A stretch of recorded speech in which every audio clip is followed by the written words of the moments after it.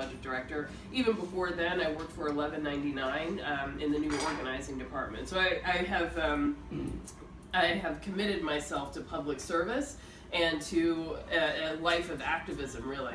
My parents were both civil rights activists, so I grew up going to rallies and protests and marches instead of play dates. This is really ingrained in me to fight for justice and truth. And I particularly care about housing issues because I realized at a very young age, like working with my father who worked on a lot of housing issues as well, that if you don't have a stable place to put your head every night, you can do absolutely nothing else in life. And it frustrates me to see whole generations of people put in this position, being made destabilized. Kids aren't doing well in school, and then there's a next generation of people who are in the same position.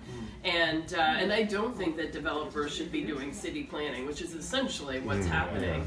And so I want to push back and make sure that people are able to participate in the process, and that the professional city, the City Planning Commission, are actually listening and thinking about what is best for us and not what is best for the developers. And so that is why I have gone into this field and I speak out on this issue. Let's see, what else can I tell you? So I've worked for the City Council off and on since 2006. I also worked for Councilmember Jumaane Williams, and worked on a couple of campaigns. But the bulk of my work has really been around affordable housing and these kind of development projects, and trying to fight back and make sure that the community is protected. So your main focus is to have community involvement in the planning aspect of it? Yeah, absolutely, and also in the decision as to whether there should even be a rezoning. A lot of the stuff is a given that we're doing a rezoning, so tell us what you want and maybe we'll put one or two things in. Can I just interject something? When there is a plan for some kind of rezoning accommodation, it is left, among other things, to the city council member of that particular area.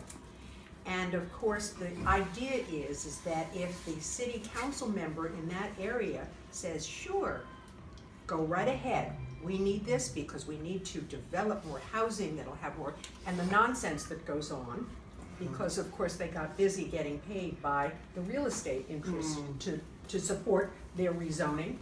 What happens is that all the other city council members defer to the city council member who is in that particular district, and they in turn do it back for them when there is development.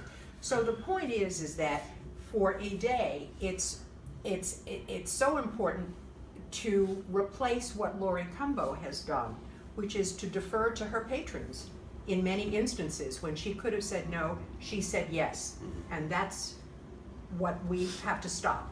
That's what we have to prevent. It's no magical thing that all of a sudden there's rezoning in a neighborhood. It has to be stopped right at